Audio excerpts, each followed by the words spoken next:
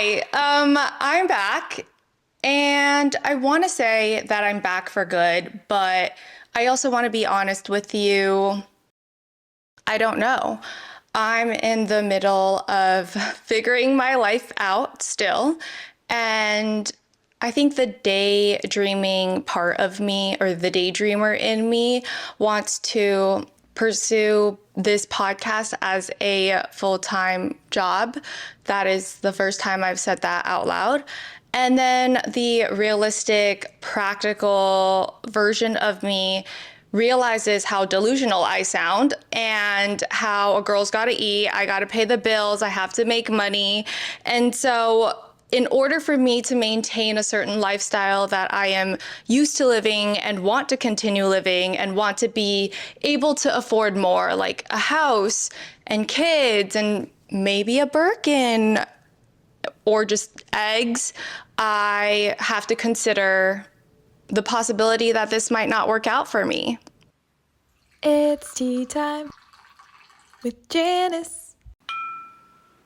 For the first episode of season 2, it's going to be me and you. It's going to be us talking about my messy middle that I am currently living in for probably like the 100th time, but the last time.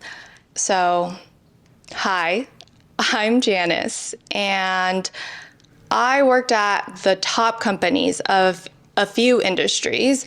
I have had a mini midlife crisis in college where I decided to take 3 months off to become a certified ski instructor and live in Austria on a farm to teach people how to ski. And then I had another midlife crisis where I decided I wanted to completely switch industries from finance to sports. And I started climbing the corporate ladder, made it like halfway up to the manager level, lost my job. So I decided to get my MBA and explore my options and be intentional with my next step, only to end up here with a higher degree, but just as confused as ever and still trying to figure it out for what feels like the third time in my life. But I think this time is different. It's a little bit different because I feel confused, but I don't feel lost. Like, I know what I want to do with my life, but I don't know if I should pursue it or not. Because I find myself asking this question: does pursuing your dream mean you're spoiled? I'm not talking about pursuing a dream like I want to be a doctor, because I don't think people equate that to being spoiled. No one would ever say that. I want to be a doctor, you're spoiled. No. The career I want doesn't look like a traditional corporate job. It's in the creative field. And I think in the creative field, a lot of jobs look more like dreams than reality. And the reality is that I'm old. And I know you're going to say I look young, or actually, I don't know if you're going to say I look young. Usually, this is where I get people being like, Janice, you're young, don't say that. But I'm not. Because I'm at the age where even though I don't have serious responsibilities now, I want to have them in the near future. I want a house, I want kids, and all of that costs a lot of money. So yeah, I do ask myself, am I still too old to be dreaming like this? And this is usually where one of my friends reminds me, your work doesn't have to be your passion. And for a lot of people, I think that's true. You can work a 9 to 5 and have a really rich, fulfilled life outside of work. And I respect that. But that's just not me. I want that to be me, but that's just not me. I just can't wrap my head around the fact that I'm going to be spending over 40 hours a week, which is like half of my life for the rest of my life, working at someone else's company that will never belong to me. And then having the little personal time I have left, which is the weekends, recovering from work and doing chores. And then I have to reset myself to do all of that all over again. And especially in the US, where culturally work is the first priority and living is second, I feel like I need to be obsessed with work then to be able to feel fulfilled. And unfortunately, that is just who I am, and I have to learn to accept it instead of fight it. So that leaves me with finding work that I deeply, personally care about. And that's a privileged thing to say. It's not privileged to just want work to be your passion, but it is privileged to have the time and the resources to make work your passion.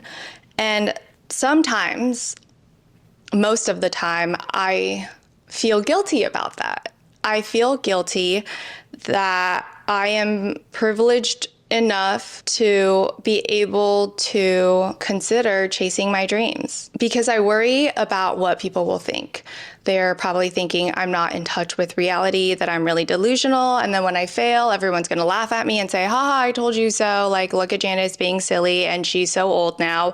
And I kind of hate that. I hate that I allow these imaginary people to decide how I want to live my life. And I think instead I should be focusing on this. Privilege isn't just about what you're given. It's about what you do with it.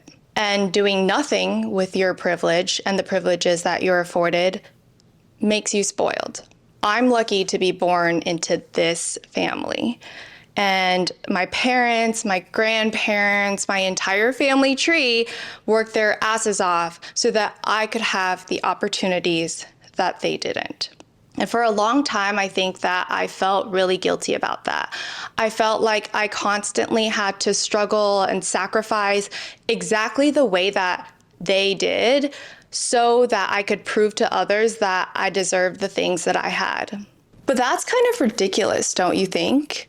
And the moment I realized it was ridiculous was when my uncle was telling me a story. And it always begins like this.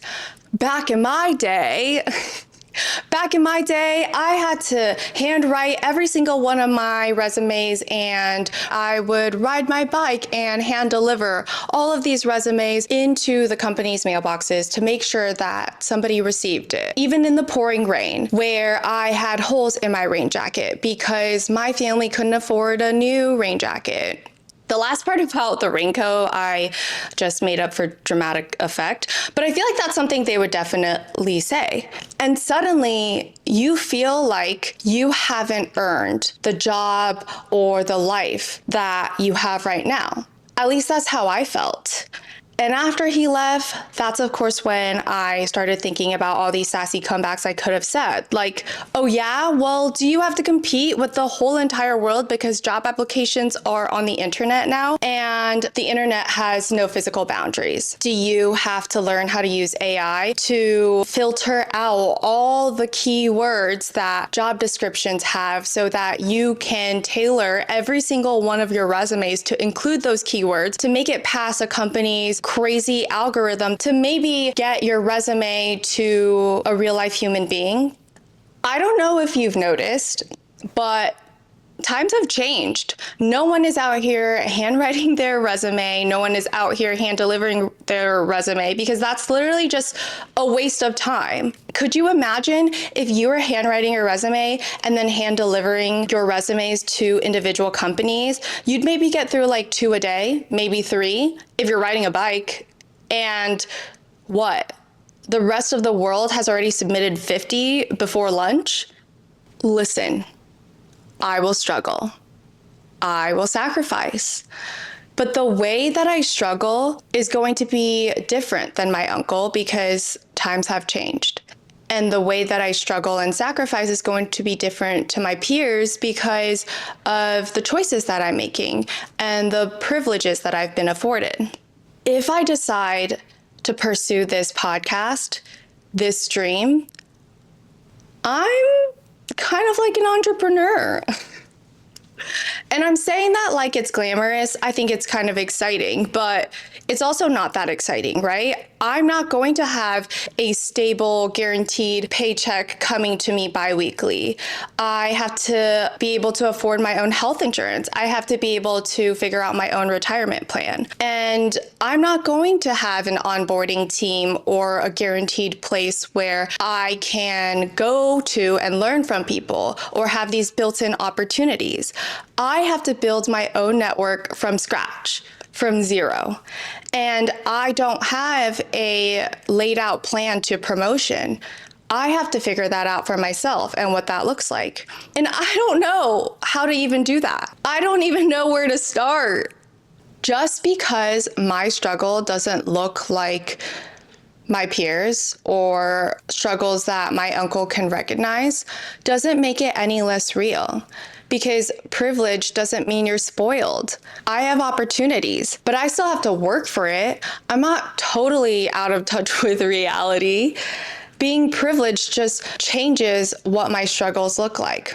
And I think what I have been so confused about is figuring out what would make me feel deserving of the privileges that I have been afforded. Maybe put in a different way that is more tangible for me. How do I want to struggle? Do I want to struggle like an entrepreneur where I'm turning one of my passions into a paycheck? Or do I want to struggle in the corporate traditional way? And it's really daunting to think about that. It's really daunting because I feel like whatever decision I choose is going to have this domino effect that will affect me for the next 10 to 30 years of my life. And that's really overwhelming. It leaves me paralyzed and stuck because I don't want to make the wrong decision. So that's how I arrived at my new motto in life.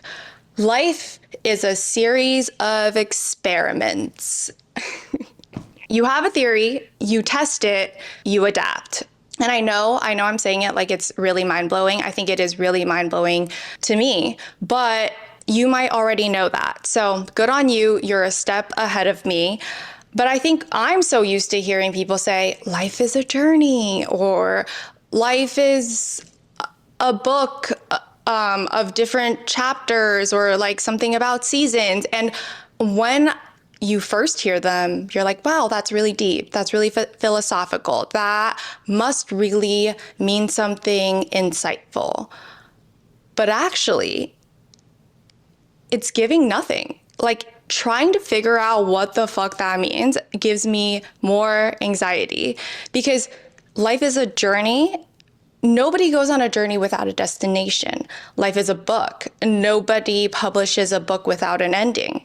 By suggesting that life is a journey means that there's only one path and you can stray from it, which means that you can be lost. And by suggesting that life is a book, books have endings. And that also suggests that there's only one way this whole thing could go.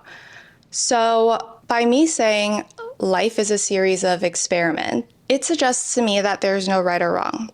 There is only testing and learning and trying and adapting. And for someone who is terrified of making mistakes and failing and wasting time and choosing the wrong path, life is a series of experiments.